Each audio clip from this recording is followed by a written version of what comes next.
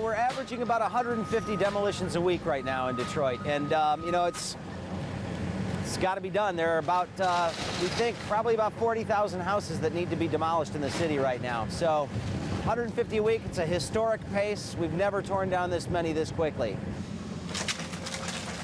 It's a radical idea, saving a city by destroying its houses. The city of Detroit is trying to erase the constant reminders of its biggest crisis. The bold aim is to get rid of the blight, free up the space, and then sell it to those who have stayed behind at a price that is startling. If you want it, you can buy that lot for $100. As soon as it's available, you can buy it. You got a computer? You got a smartphone, right? Yeah. You can do it on your phone. Okay. That's our website right there. Okay. The many ills of Detroit are well documented. The crisis in the car industry, the economic downturn of the country as a whole, the city's bankruptcy, it all sent Detroit toward the abyss. Since the 1950s, the city has lost 2/3 of its population. The emptiness left behind is vast. And Jesse Welter has stepped into that void. So this is Detroit's manufacturing district.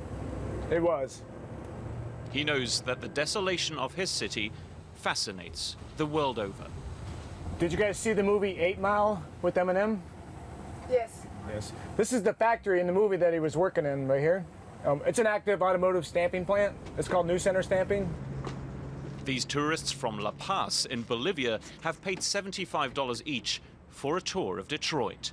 The stops along their route, churches, schools and factories, all of them abandoned.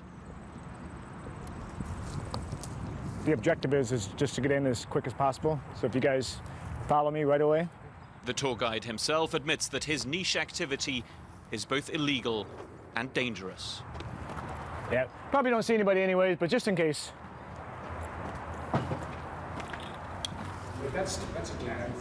This was once a car assembly plant, not the only one that looks like this nowadays.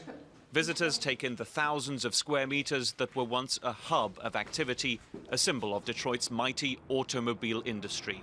They invariably think about what happened to those who made a living here. And what do you think it will happen with these buildings? It's hard to say. It's for sale right now.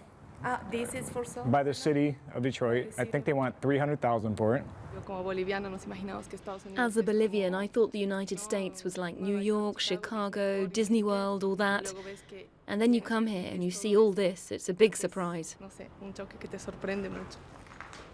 Jesse Welter knows that this way of earning a living doesn't please everyone, but he rejects the accusation that he takes advantage of the misery that surrounds him. There's a guy, a local guy, that's really jealous of me and what I do, so he's put this little tag up here. Really? Yeah. So he thinks that's a hipster bus. Yeah. I think it's good to take people out. You know, people want to see Detroit. You know, people come here. There's lots of opportunities. There's real estate investment opportunities. There's, you know, if you're an artist, there's a lot of things you can do here in Detroit. So I think by taking people here and showing them around is all good and positive for that. Detroit formally emerged from bankruptcy at the end of 2014. Add to that an upturn for the American car industry, and you have many believing in a revival, a rebirth of Detroit. But city services are still at a minimum. Some traffic lights are still turned off to save a bit of money. And tens of thousands of homes stand empty, abandoned by those who fled. It was a mass exodus, and a sudden one in some cases. At least that's what this scene indicates. Many central parts of Detroit have seen joblessness, poverty and crime spread like wildfire. It's a ruthless environment with little hope for those who grow up here. On the job? Not when I'm working. Why not? Protecting them from the dangers and from the temptations of these city streets is the aim of someone like Coach Sonic. He picks up Damon after class 5 times a week. The boxing coach wants to spare his protege from the fate of many of his friends. They were murdered. They were murdered in these exact same streets. Their gym, this warehouse, was also part of the car industry. Now the boxing rings and the classrooms and the kids from Detroit's tough neighborhoods have replaced the machines and the workers. A young man's first job here is to do his homework. Only once schoolwork is done are the boxers allowed to train for hours. Too slow. Two. Jack. Damon has one dream: to make it big. There we go. That's what I want. Dip it. Jack. Come on, Jack. To see all the struggling and suffering we go through, I just want the hard work to pay off one day. I just want to take care of my mama, that's it, when I get older. Go, baby. Jack. Jack.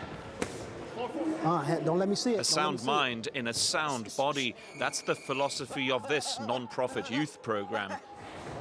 Its founder says every single one of his students completes their studies. Whether you know it or not, Rakim was in the tutoring room first, before he came out here. So he's books before boxing. Every time, all the time. So look, right here, up, hook. It's a need. It's a need for it in our community. You know, we need more gatekeepers. We need more people to lead these kids in the right direction and keep them on the straight and narrow, keep them on the right path. There's so many distractions in the world right now that could send a kid spiraling out of control or straight to prison or to the Wayne County morgue. So these are, they're called nasturtiums. They're edible flowers. To contribute to the community and build new relationships. That's also the ambition of Bree and her husband.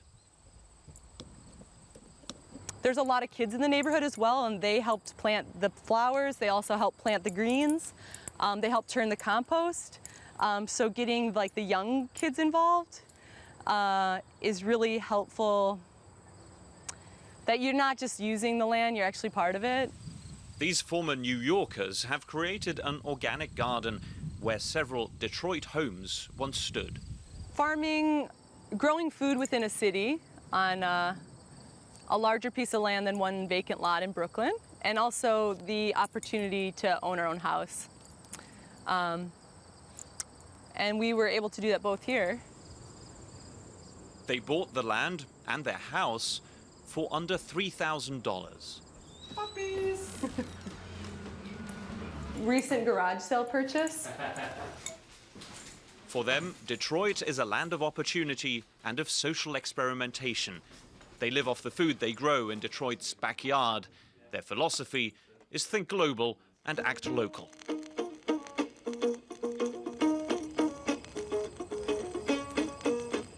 So it's really interesting because it's a wild arugula, so it actually creates these, it starts to branch.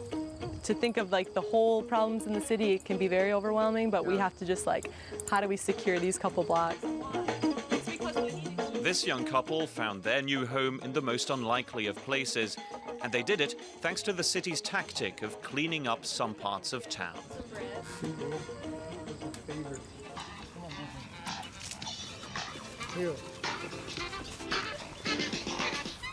Well, this house here, this is on Murray Hill. This is part of a new program that we're doing called Rehabbed and Ready. The city of Detroit has taken over 60,000 plots of land and over 20,000 houses that it thinks can still be lived in. It sells them for as little as $1,000. Others are renovated so that the middle class might find its way back into houses like this one. You do have to modernize some things, so we make sure that these houses have quality materials inside. These cabinets are all new, the countertops are all new.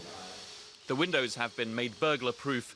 Thieves and squatters were the last ones to enter this house. The Detroit Land Bank admits that it's concentrating its efforts on those neighborhoods where at least some inhabitants still remain. Others are left to rot entirely. Fine, how are you? The last 3 or 4 years, they start vandalizing our house. Yep. And we're trying to make sure that doesn't happen in this neighborhood. Good. Because we got too many nice houses like yours in here to let anybody else think about leaving. We need to keep people here. Well, I'm too old to move now. If 10 years ago, I would have. Thursday, and then Sunday of next week. The neighbor is invited to see the quality of the renovation for herself. So yeah, it's in pretty good shape. And they put a new slab down. They're going to build a garage back here. You know, the person. She knew the last owner, and she saw him leave the neighborhood like so many others did at the same time. The whole house full of furniture, they walked away. Why? For the same reason. The mortgage rate kept going up. They couldn't afford it. She's very nice and she's very kind and she solved problems. Bree and her husband bought their house in one of the largely abandoned parts of town. The kids who remain love the new arrivals, and there are plenty. Bree takes another friend who just moved here to visit the house her brother just bought. It's a chance to meet those who have been here that little bit longer. What's your name, man? I'm Kevin. I'm E. E? Yeah. Nice to meet you. Uh-huh. Y'all all right? Yeah. What do you think of your new neighbors, these guys? Oh, they good neighbors, man, you know. I see them often, you know. They good guys.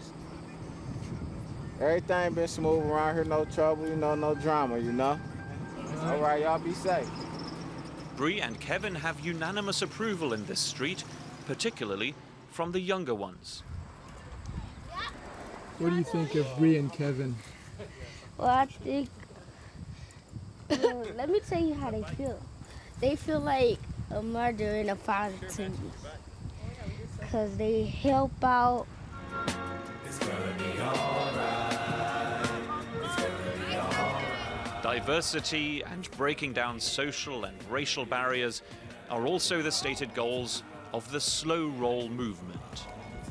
Every Monday, thousands of inhabitants of Detroit and from further afield take to their bicycles to tour the most neglected parts of the place they still call Motor City.